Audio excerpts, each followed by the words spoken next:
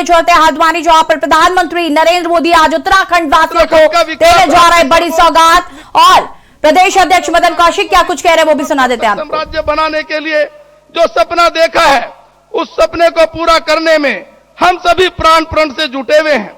इसमें कोई संदेह नहीं है कि अपनी स्थापना की रजत जयंती पर उत्तराखंड देश के 7 राज्यों में शामिल होगा।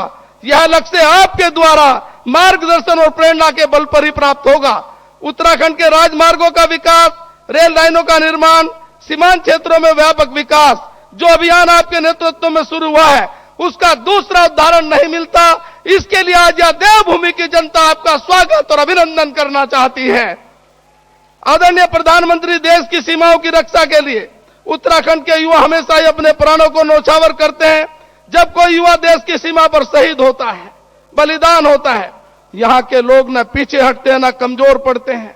वो अपने दूसरे बेटों को सीमाओं पर भेजते हुए और निश्चित रूप से गर्व का अनुभव महसूस करते हैं। उन्हें आप पर भरोसा है। आपके रहते हुए देश की सीमाओं की ओर कोई आंख उठाकर नहीं देख सकता। आज कश्मीर से लेकर पूर्वोत्तर तक आतंकवादियों को नियंत्रित जिस प्रकार किया गया, ऐसी राष्ट्र विरोधी ताकतों के खिलाफ किसी भी लड़ाई में आपके नेतृत्व में लड़ना इस राज्य के युवाओं के लिए गौरव का विषय है।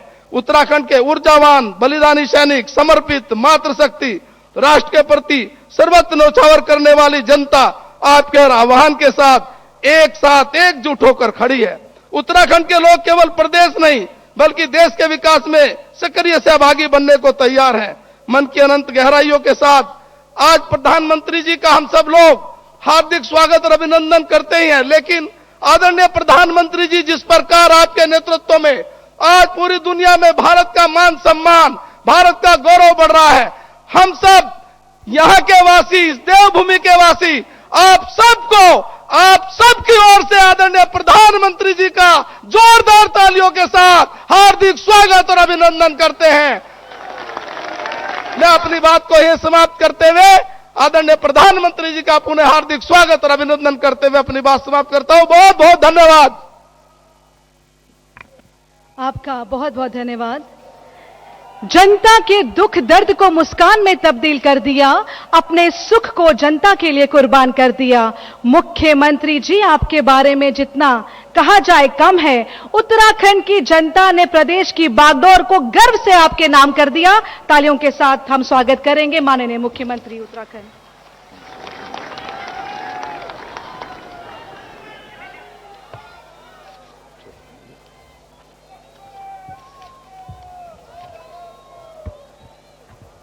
भारत माता की, भारत माता की, नरेंद्र मोदी जी जिंदाबाद, नरेंद्र मोदी जी जिंदाबाद, नरेंद्र मोदी जी जिंदाबाद। सुशोभित है आपके तेज से सत्ता का सर्वोच्च आसन, गौरवान्वित है आपके साथ से उत्तराखंड का जन जन। हे महामुनि, हे विकास पुरुष, हम करते हैं आपका अनुसरण। देवभूमि की समस्त जनता का आपको कोटि सा नमन, कोटि सा नमन। मंच पर विराजमान हमारे पथ प्रदर्शक, हमारे संरक्षक, मां भारती के सच्चे सपूत और विश्व के सर्वाधिक लोकप्रिय नेता, हमारे देश के यशस्वी प्रधानमंत्री आदरणीय नरेंद्र मोदी जी, उत्तराखंड के महामहिम राज्यपाल लेफ्टिनेंट जनरल सेवानिवृत्त गुरमीत सिंह जी,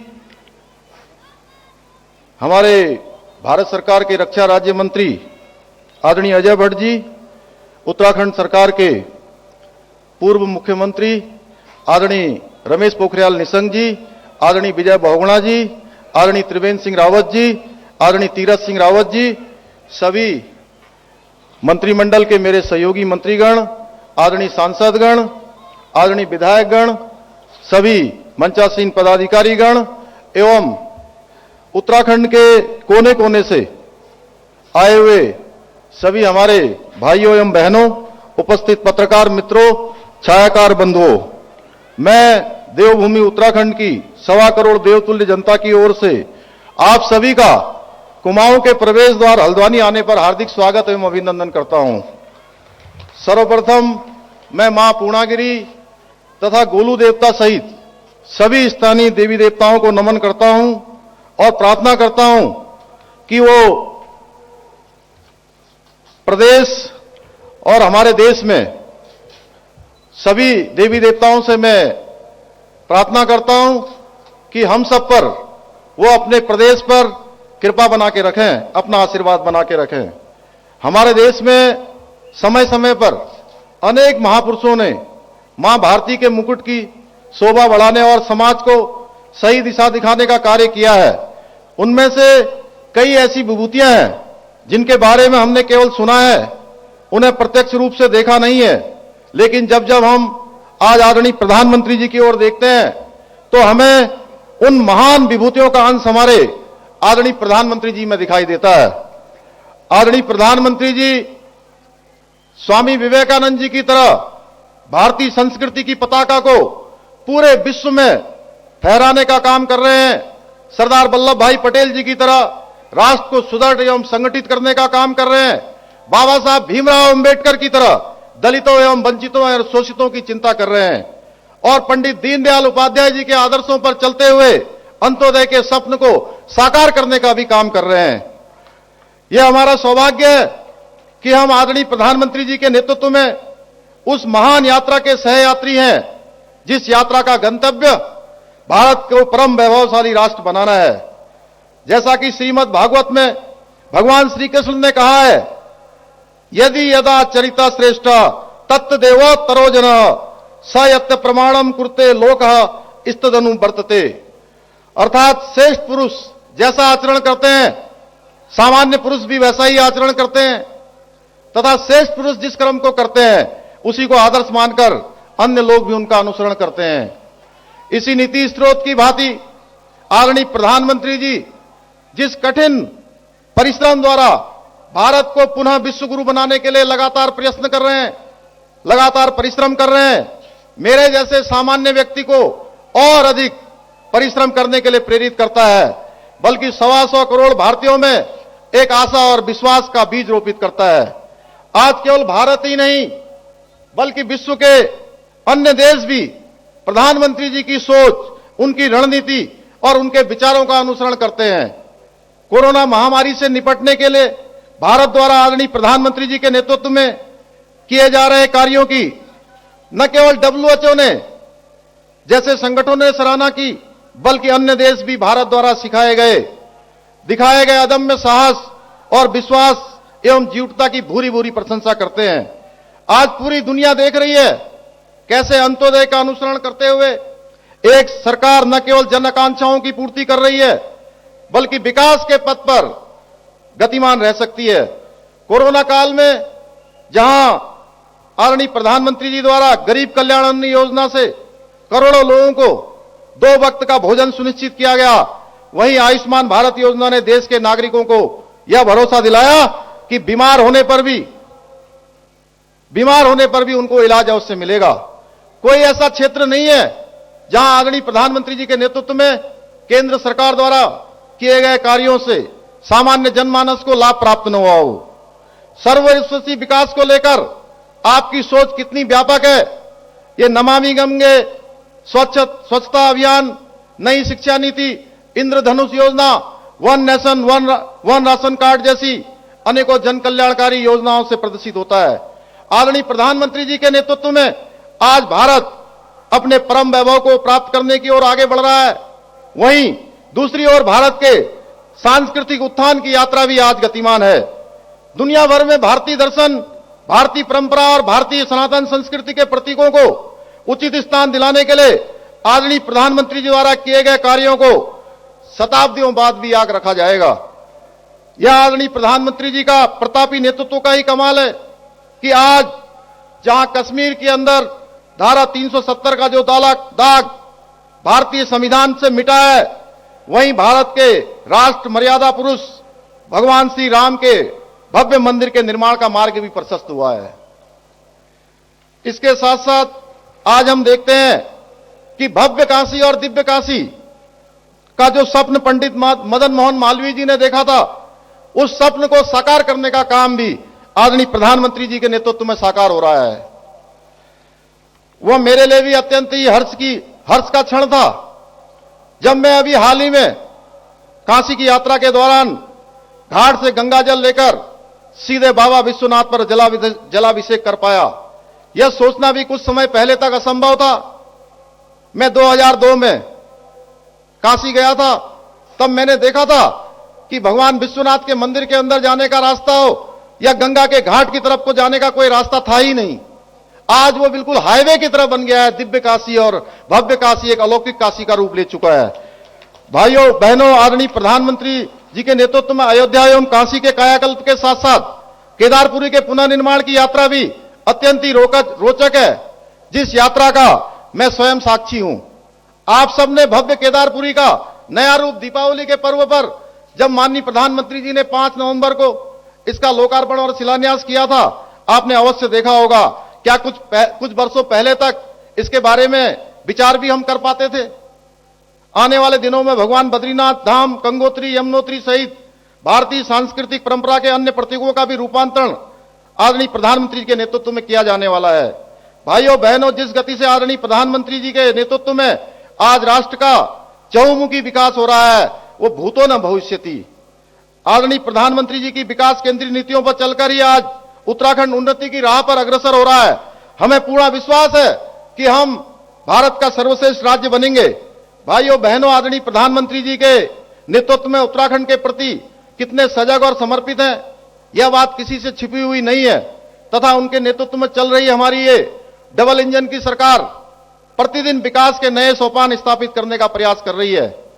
उत्तराखंड के सतत विकास के प्रति यह आदरणीय प्रधानमंत्री जी के समर्पण का ही नतीजा है कि आज 17,500 करोड़ की योजनाओं का यहां पर लोकार्पण और शिलान्यास हो रहा है, जिनमें से 5,747 करोड़ रुपए की लखवाड़ बहुउद्देशीय परियोजना भी शामिल है, जिस योजना के पूरा हो जाने से 300 मेगावाट बिजली का उत्पादन होगा और साथ ही साथ 6 राज्यों को पीने का जल मिलेगा और साथ में हमारे यहां पर रोजगार का सृजन भी होगा हजारों की संख्या में।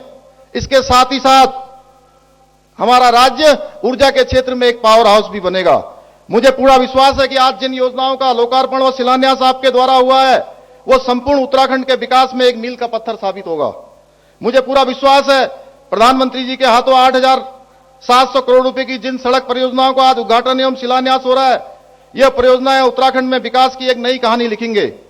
भाइयों बहनों, आज चाहे नदूल का मुद्दा हो या बंगाली समाज को पूर्वी पाकिस्तान शब्द जो सर्टिफिकेट में लिखना पड़ता था, या गन्ने का समर्थन मूल्य हो, या उत्तर प्रदेश के साथ 21 वर्षों से लंबित परिसंपत्तियों का बंटवारे का जो मामला हो, हमारी सरकार ने इन सभी समस्याओं को आपके सहयोग से पूरा किया है, उनका समाधान निकाला है। इसके अतिरिक्त आज आदरणीय प्रधानमंत्री जी के कारण ही आज वो स्वप्न भी साकार हो गया जिसकी अब तक केवल कल्पना की जा सकती थी। केंद्र सरकार की ओर से कुमाऊं संभाग में 500 करोड़ रुपए का एम्स का सैटेलाइट सेंटर भी यहां पर आज उसका भी शिलान्यास होने वाला है। इसके प्रारंभ होने से हम भारत के पहले राज्य बन जाएंगे जहां पर एक एम्स भी हमारा ऋषिकेश में काम कर रहा है और दूसरा सैटेलाइट सेंटर भी हमारे इस कुमाऊं संभाग में खुलेगा। मैं आदरणीय प्रधानमंत्री जी का आप सभी की तरफ से हार्दिक अभिनंदन करना चाहता हूं, धन्यवाद करना चाहता हूं कि इतनी बड़ी सौगात हमारे इस राज्य के लिए उन्होंने दी है। इसके अतिरिक्त आज 455 करोड़ रुपए की लागत से पिथौरागढ़ में मेडिकल कॉलेज के निर्माण का कार्य भी प्रशस्त हो गया है। भाइयों बहनों, चारधाम कॉरिडोर की तर्ज पर कुमाऊं क्षेत्र के लिए मानस खंड कॉरिडोर बनाने के लिए भी हम प्रयास कर रहे हैं। इससे जहां एक और क्षेत्र में पर्यटन को बढ़ावा मिलेगा, दूसरी ओर पूरे कुमाऊं के आधारभूत ढांचे को मजबूती मिलेगी।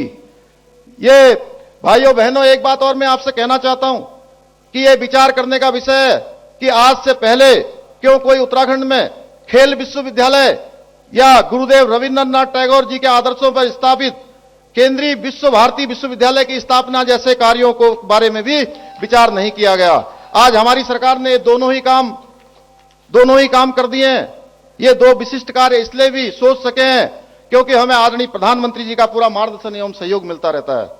भाइयों बहनों, उत्तराखंड के प्रति आदरणीय प्रधानमंत्री जी की आतिथ्यता का परिणाम है कि आज राज्य में 1,00,000 करोड़ रुपए से भी अधिक की परियोजनाओं पर कार्य गतिमान है। इनमें से बहुत सी परियोजनाएं पूर्ण भी हो चुकी हैं। चाहे सड़क मार्ग द्वारा उत्तराखंड के कोने कोने को जोड़ना हो, पहाड़ पर रेल पहुंचाने जैसा कठिन कार्य हो, या देवभूमि के शहरों को हवाई सेवा से जोड़ना हो, आदरणीय प्रधानमंत्री जी के नेतृत्व में हमने कनेक्टिविटी को विकास का मूल मानकर कार्य किया है। और हल्द्वानी से ये आपको सीधी तस्वीरें दिखा रहे थे, जहां पर मुख्यमंत्री योगी आदित्यनाथ प्रधानमंत्री के द्वारा किए गए कामों की जानकारी दे रहे थे जनता को। और यहां पर वक्त हो गया एक छोटे से ब्रेक का, जल्द हाजिर होते हैं। आप देख रहे हैं के न्यूज, खबरों का सारथी। नमस्कार। कोरोना का एक नया वायरस आया है, ओमिक्रॉन। ये बहुत तेजी से फैलता है। आपका बेटा, आपका भाई होने के नाते मुझे आपकी सेहत और आपकी ज़िंदगी की बहुत फिक्र है। हाथ जोड़ के आपसे विनती है, घर से कम बाहर निकलें। हमेशा मास्क पहन के रखें। मास्क बहुत बहुत ज़रूरी है और मास्क को सही तरीके से लगाएं। सोशल डिस्टेंसिंग का पालन ज़रूर करें और बार बार साबुन से हाथ धोते रहें। अभी तक जिन्होंने कोरोना वैक्सीन नहीं ली, वो कोरोना वैक्सीन भी जरूर ले लें। हम 2 करोड़ दिल्ली वासियों ने जैसे पहले कोरोना का मुकाबला किया था, वैसे इस बार हम सब मिलके ओमिक्रॉन को भी हराएंगे। आपकी सलामती के लिए जो भी ज़रूरी कदम है हम उठाएंगे। हमें अगर कुछ रेस्ट्रिक्शंस लगाने पड़े तो प्लीज़ उनका पालन ज़रूर करना। वो केवल आप